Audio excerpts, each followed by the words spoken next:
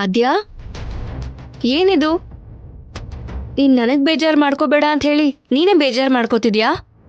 ನಾನು ಬೇಜಾರು ಮಾಡ್ಕೋತಿರೋದು ಡ್ಯಾಡಿ ಬಗ್ಗೆ. ಚಿಕ್ಕಪ್ಪನ ಬಗ್ಗೆನಾ? ಹೌದು, ಡ್ಯಾಡಿ ಎಲ್ಲಿದ್ದಾರೋ ಏನಾಗಿದ್ದಾರೋ ಅಂತ ಗೊತ್ತಾಗ್ತಿಲ್ಲ. ಯಾರಿಗಾದ್ರೂ ಫೋನ್ ಮಾಡಿ ಕೇಳೋದಕ್ಕೆ ಇಲ್ಲಿ ಡ್ಯಾಡಿಗೆ ಗೊತ್ತಿರೋರು ಕೂಡ ಯಾರೂ ಇಲ್ಲ. ಆದ್ಯಾ, ಚಿಕ್ಕಪ್ಪನ ಬಗ್ಗೆ ನೀನ್ ಯೋಚನೆ ಮಾಡ್ಬೇಡ.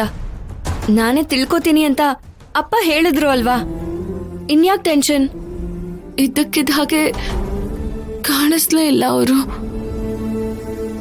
ಎಲ್ಲಿಗೆ ಹೋದ್ರು, ಹೇಗಿದ್ದಾರೋ ಗೊತ್ತಿಲ್ಲ. ಟೆನ್ಷನ್ ಮಾಡ್ಕೊಳ್ದೆ ಹೇಗಿರ್ಲಿ ಹೇಳು? ಆದ್ಯಾ, ನಿನ್ ನೋವು ನಂಗೆ ಅರ್ಥ ಆಗತ್ತೆ. ಆದ್ರೆ ನೀನ್ ಹೆದರ್ಕೋತಿರೋ ಹಾಗೆ ಚಿಕ್ಕಪ್ಪಂಗೇನೂ ಆಗಿರಲ್ಲ. ಎಲ್ಲೇ ಇದ್ರೂ ಅಪ್ಪ ಕ್ಷೇಮವಾಗಿ ಕರ್ಕೊಂಡ್ ಬರ್ತಾರೆ. ಒಂದ್ ಮಾತು ಹೇಳ,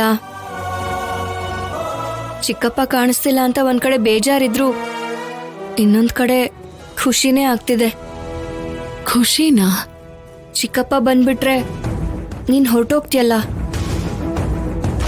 ಚಿಕ್ಕಪ್ಪ ಬರ್ದೇ ಇರೋದಕ್ಕೆ ತಾನೆ ನೀನ್ ಇನ್ನೂ ಇಲ್ಲೇ ಇರೋದು. ನೀನ್ ಹೊರಟೋಗೋದು ನನಗಿಷ್ಟ ಇಲ್ಲ ಆದ್ಯಾ. ನಾನು ಹೋಗದೆ ಇಲ್ಲೇ ಇದ್ಕೊಂಡು ಮಾಡೋಂಥ ಕೆಲಸ ಏನಿದೆ? ಯಾವ ಮುಹೂರ್ತದಲ್ಲಿ ನೀನ್ ಹೊರಟೋಗ್ತೀನಿ ಅಂತ ಹೇಳಿದ್ಯೋ, ಕಡೆಗೆ ಅದೇ ಪರಿಸ್ಥಿತಿ ಬಂದಿದೆ. ಅಶ್ವಿನಿ ದೇವತೆಗಳಿರ್ತಾರೆ ಅಂತ ಅದಕ್ಕೆ ಹೇಳೋದು ಅನ್ಸತ್ತೆ. ಹೊರಟೋಗ್ತೀನಿ ಅಂತ ಹೇಳಿದ್ ನಾನೇ, ಹೋಗುದಿಲ್ಲ ಅಂತನೂ ಹೇಳ್ದೆ.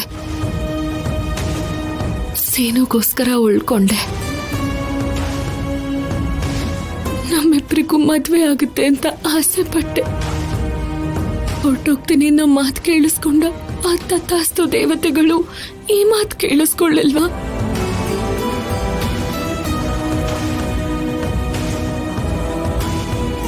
ಮನಸ್ಸಿಗೆ ಸಮಾಧಾನ ಮಾಡ್ಕೊಳ್ಳೋದಕ್ಕೆ ನಮಗ್ ನಾವೇ ಏನೇನೋ ಅನ್ಕೋತಿರ್ತೀವಿ. ಒಂದು ಸಲ ಬರ್ದಾದ್ಮೇಲೆ ಆ ಹಣೆ ಬರಹ ಬದಲಾಗಲ್ಲ ಅಷ್ಟೇ. ಅಮ್ಮ ಆದ್ಯಾ, ಏನಮ್ಮ ಇನ್ನು ಅಮೆರಿಕಾಗ ಹೊರಟಿಲ್ವಾ? ಅತ್ತೆ, ಚಿಕ್ಕಪ್ಪ ಬರ್ದೆ ಹೇಗ್ ಹೋಗ್ತಾಳೆ?